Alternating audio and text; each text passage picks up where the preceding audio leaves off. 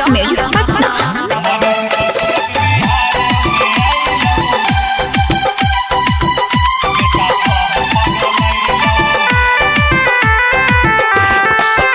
मनीष कश्यप बिहार में अइलौ आ बेटा सब पागल अइलौ। मनीष कश्यप बिहार में अइलौ आ बेटा सब पागल अइलौ। मनीष भैया बिहार में अइलौ आ बेटा सब पागल अइलौ। मनीष भैया बिहार में अइलौ आ बेटा सब पागल अइलौ।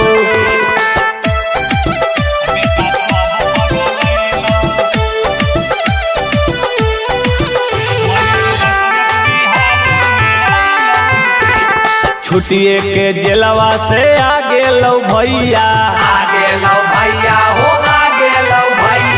फिर से होतौ रे सबके रे लैया।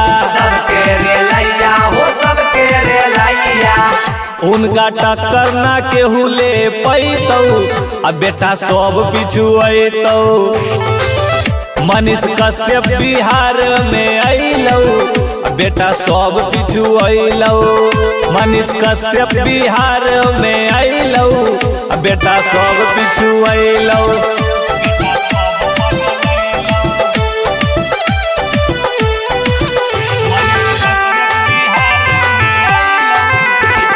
अब की बदल देथुन पूरा बिहार रे, पूरा बिहार रे, पूरा बिहार रे। न्यूज पेपर में छपल अखबार में, छपल अखबार में, छपल अखबार में।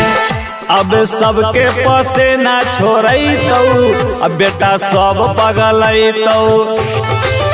मनीष कश्यप बिहार में अइतौ बेटा सब पागल अइतौ। अब सबके पसेना छोड़तौ बेटा सब पागल अइतौ। तो देख ले भैया समीर चौधरी के बोलल लगा हो, अल्ले भैया बिहार के बदलेला शेर फिर से आ गए।